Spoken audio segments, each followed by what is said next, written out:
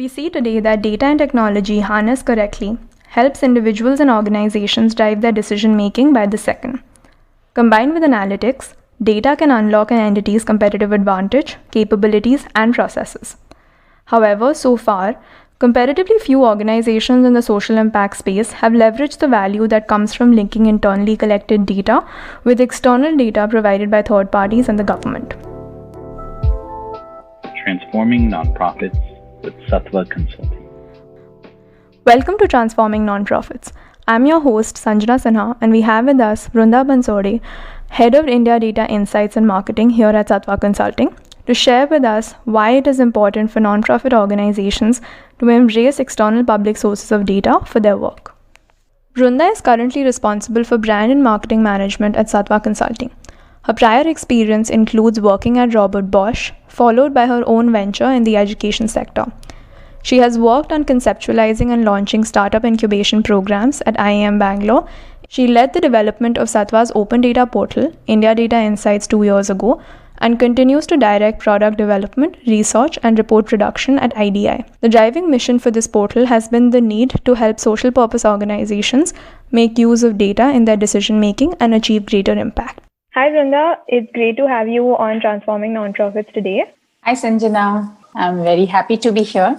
Given that you work extensively with public data, Vrunda, can you tell us a little bit about the wealth of data that exists in the public domain? It's absolutely no secret that governments create and collect a large volume of data, ranging from healthcare to air quality. With greater automation of processes now, data collection at larger scales have become much more seamless, and we now see websites like data.gov putting out a plethora of information for public consumption. Sure. I think that's a great question, Sanjana, because like you rightly said, I think where our journey in terms of thinking about this data kind of started was also from that point of shifting the mindset itself. So we started working on this portal called India Data Insights about 3.5 years ago. And with the same observation that maybe a few years ago, the data was difficult to find in a country like India. I mean, we are a very vast country, very diverse, geographically spread out, plus given our population and everything else that we do,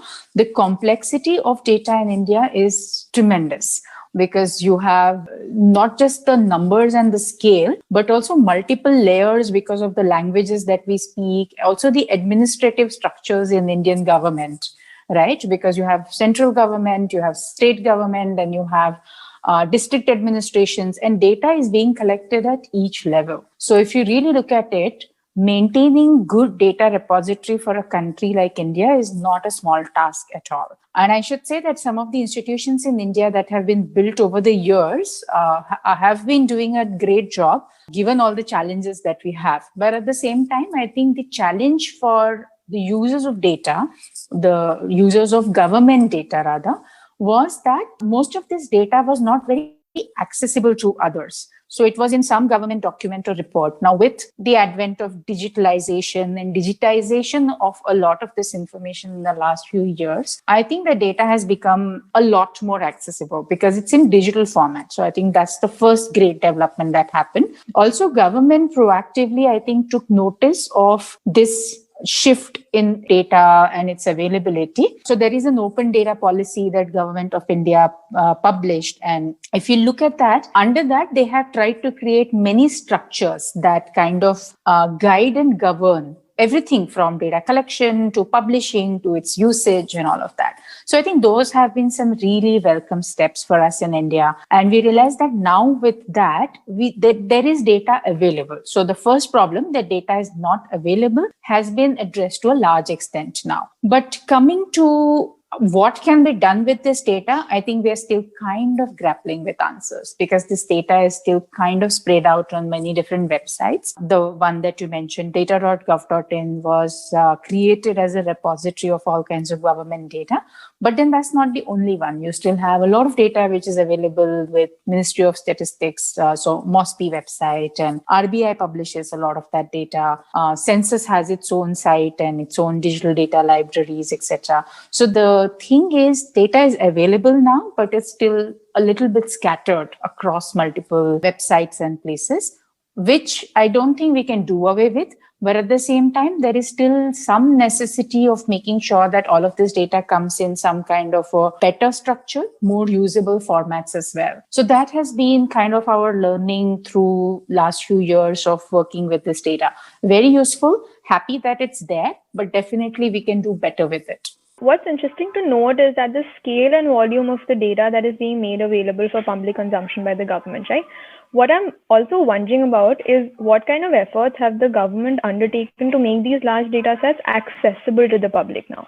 So I think that's where portals like data.gov.in come into picture, because I think what they have created there is a common repository of all kinds of data sets, and the earlier complexity that I was referring to in government's own administrative machinery of, union government to state to district administrations, etc. They've tried to address it by having a chief data officer at each state level. All of that is great. But at the same time, like I said, because it is so scattered across different websites, for example, each ministry has its own website, and each ministry also maintains its own data. They also come up with reports. So, for example, if you look at it, your Department of Telecommunications or TRAI, Telecom Regulatory Authority of India, they publish really good annual reports, quarterly reports, etc., on the state of telecommunications in India. Similarly, RBI publishes many quarterly reports, even sometimes weekly reports, daily reports, annual reports on various indicators across banking and economy. But what is kind of difficult for the users right now is the format of these reports varies widely. So some reports are only available in PDF format, some are easily downloadable Excel data sheets, and some are just dashboards. So dashboards have a great utility. So if you look at something like the Fair Price Shop portal or the Public Distribution System portal, in fact, those are fantastic because, they pretty much update data there on a daily basis. So you are able to see what's happening in PDS, which is great, but it's a dashboard. So obviously, if let's say another organization working in the field wanted to make use of this data for some other analysis, it's very, very difficult because downloading this data becomes difficult. In some portals, it's still doable. In some portals, you just don't have access to the underlying data. So I think these are some things that not just us, even the economists and all other researchers, think tanks, everybody who works with public data have been highlighting for some time, saying that can government make metadata more robust so we know what this data is, how it has been collected, etc. Secondly, can there be better structuring and more uniform structuring across all kinds of government data sets? So simple problems. To give you an example, the district names are sometimes spelled differently in different data sets. So if you're trying to join them together, you can't. So can there be better structuring and, more uniform formats of how this data is being presented? Third, can it be in a machine readable format? So not PDFs and, just dashboards, but can it also be available for everybody to use? Because by definition, this is public data, open domain, etc. And objective of making it available was to help people make use of it. So why not make it usable by making it easy to download, machine readable? So more and more people are able to actually analyze this for their decision making as well. So those are, I think, certain things that definitely require some attention right now. Right, Vrunda. So all of this, sounds fantastic, but also too good to be true that there's so much available, yet so little of it is actually used and leveraged. But one of the things that you mentioned was around the lack of standardization of all these data collection formats. In terms of data transparency as well, are we really moving into an age of absolute data transparency and availability? We will never reach 100% of that. And for a variety of reasons, because I don't think it's a simple issue that every data should be transparently and publicly available. I don't think that's the ideal state where we should be reaching either, because if you look at what's happening in the entire domain of data privacy, ethical use of data, etc., it's a very gray area, also an emerging field. And more data is now being generated because it's not just a question of proactive collection for a particular reason. A lot of our devices are generating data as well. So if you look at what all the humongous amount of data that my mobile phone generates, I mean, it's just not funny, right? It's probably tracking my every movement and every transaction that I do. So it's not just government proactively collecting data, it's also private organizations. And government can also have access to the data that these private organizations have. I'm not entirely sure whether as democracy or whether as a free and open society, whether even we want all of the data to be always transparent and available everywhere. So I don't know how we define that. A lot of thought frameworks, etc., are still evolving. So we'll have to see what emerges as the most useful way of using this data. So I think transparency is just one aspect of it, but what is that data being used for? And by whom are also very critical questions to answer. Because if the data is all transparently available and then if it is being misused, then I don't know whether we are achieving much with that. So transparency is just one aspect, but the right use of this data and by whom. Like I think Nandan Nilekani has famously said that the users should be empowered because of the data that they share. So it should not just be businesses and other decision-making authorities who are able to use that data for decision making for their benefit. It should be also for the benefit of that person whose data is being used. So I think it's important for all of us to ensure that remains the focus. So even when we collect data, let's say through primary data collection surveys, how are we giving something in return to the person who's sharing their data with us? I think those are the questions to answer as well. Very interesting, Vrunda. Thanks for sharing that. In our previous episode, we discussed what kind of data a nonprofit should be collecting and how they should be doing so. However, we often find that nonprofits spend a lot of resources, time, and effort to collect data, but they fail to use it effectively. And we also see that these nonprofits have a lot of access to the existing data, but again, they consider open data to be ineffective and not so useful. In your experience, how can this existing data be leveraged for amplifying the impact of a nonprofit? That's a great question, Sanjana. I'm so glad that you asked it because that has been our entire focus in the last few years as to how do we make secondary data, which is already available, being put to most effective use. I think that's something that we have spent some time thinking about. So here is, I think, how I think about it. So like you rightly said, I think for non-profit organizations, it's very important to collect primary data. That's kind of their pulse check on their programs, right? Without actually collecting any data on how their program is faring, how the participants in their program are doing, how are they feeling about it, are they seeing any improvement in the metrics that they're tracking. So without all of those systems, I think they will be operating in the dark, which is not a desirable situation for sure. So primary data, of course, is very important. They should be collecting it in a more robust fashion. Coming to the point that you made, that they collect it, but they are not able to make effective use of it. And that's where I think if they draw some lessons from how businesses use data, I think there is a lot of learning there. So if you look at any big business today, let's take an example of an e-commerce company. They collect tons and tons of data. Unfortunately for them, because everything related to their business is happening through digital devices, it's easy for them to capture that data as well. So there itself is your first learning for nonprofits, right? So now that, especially because of COVID, I think that move towards digital has been accelerated even for nonprofits in their program design and delivery. So for example, if you're using, let's say, an edtech solution, you can capture a lot of data about the usage, about your users through digital devices, because that is very cost effective to capture that data. Now, coming to the effective use of this data, again, going back to businesses, they have built significant systems of business intelligence and data warehouses internally, and data really drives their decision making. So I think nonprofits can definitely look at that and see, if not at that scale, is there a mini version of all of this that they can build for themselves by making effective use of technology and tools in some way, because you have fantastic BI tools available today. Also, posting of this data on the cloud so it doesn't go missing. You have very easy access to some of these cloud-based solutions today. So I think as a first step, nonprofits can just bring all of that data that they collect in one central place. If you just bring it in one central place to begin with, and then look at what all you're collecting, let's say every month, then every quarter, then every year.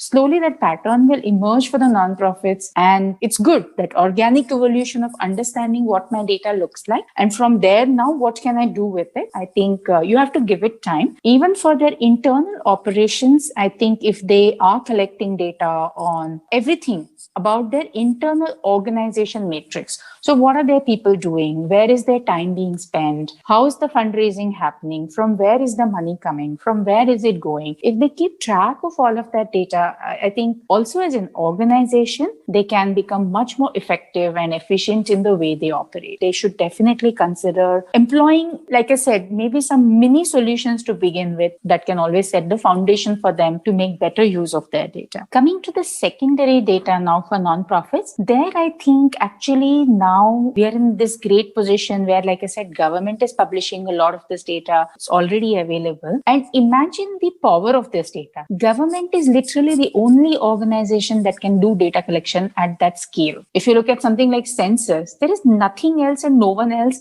who can collect data at that scale. It's only government. Look at NFHS data, look at so many other types of data that government is collecting today, making it available. So I think it's a great asset. How NGOs can make use of it? One is, of course, the harder way to go through all of these websites, keep track on all the reports that government is publishing, keep looking at RBI reports, keep looking at what MOSPI publishes as statistical handbooks, etc., which is definitely a very hard way. But now you have a simpler way, which is multiple open data portals in India. And I'm very glad that this open data portal movement is also picking up in India. So what we have built at Sattva, which is our portal called India Data Insights, is one such example where we put together all kinds of SDG indicator data in one place, also with CSR and other types of funding. NGOs can make easy use of it. And like I said, ours is just one example. There are multiple such portals that you can access. For example, there is a portal called Open Budgets, which gives you everything on union budgets and in fact now some of the state budgets as well. And in a very nice visual way. So you click here and you see things change. So you don't have to worry about using analytical tools yourself. And I think that's a great movement. Some of the academic institutions are working on it. I'm aware of a data portal that ISB has built, focusing particularly on agriculture data. I'm aware of another NGO that has built a good repository and a portal on judicial data. So whether you're looking at some overall data sets or you're looking at some very specific data sets, I think these open data portals today seem to have a lot of it much more accessible. Even internationally, if you look at projects like Gapminder, for example, or the World Bank databases, a lot of it is available at fingertips, literally. What it will require for an NGO is to kind of develop their own framework of looking at this secondary data, figuring out what's relevant for them, depending on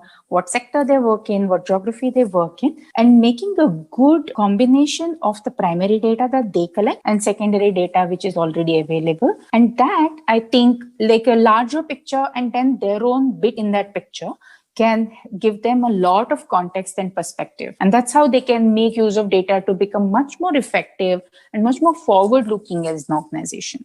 How nonprofits can use both primary as well as secondary research to not just improve their program impact, but also their organizational efficiency was very interesting to learn about. And also all the open, volunteer-based or open source government data in a palatable format. All these portals, I think, will be super helpful for nonprofits to refer to. Now that we have a sense of what the barriers as well as the opportunities are with leveraging open data, what are the three things that you could suggest that nonprofits can start doing immediately from tomorrow to optimize using public data? I think first is to develop that mindset itself. That's probably the first step that they need to take more than any tool. So one is this habit of how do you think? Am I even thinking in terms of numbers? I think is the first thing to develop. It's kind of easy to get very focused on the stories, and which is not at all bad. I mean, that focus on human stories and the human being at the core obviously has to be there. But at the same time, if you truly are passionate about solving the problem of that human being at the center, you also have to see what can enable you to do that. You have limited budgets. So the key question always is, given given the resources that you have, how do you make the best use of them? You're not letting go of the empathy because you're becoming numbers driven. Then I would say the second step for them is to actually put one plan in action, saying, okay, now that I have thought about it and I understand what numbers matter, how do I go about collecting those numbers? And that's where using of data collection tools becomes important, building your data collection practice, also the ethics of data collection, all of that becomes important. And the third step is, now you've collected data, what do you actually do with it? And some of the use cases that we have seen work very well are driving your own program design. That's one use case. The second one is you can become much sharper about your fundraising as well, but also figuring out who should you approach. Because again, in coming to CSRs, they have a defined CSR strategy and a policy at company level. How do you get to know that as an NGO? Is looking at CSR data. That was fantastic, Vrunda. I'm sure our audience now has clear takeaways that they can go ahead and start implementing from tomorrow itself, hopefully leveraging open data much more effectively and efficiently than they did yesterday. It was super having you on the show, Vrunda, and I hope our listeners had a good time as well. Thank you for listening to this month's episode on transforming nonprofits. We really enjoyed learning from Vrunda's experience of how organizations can effectively put to use private and public data. This is your host, Sanjana Sinha. Thank you and see you on the next episode.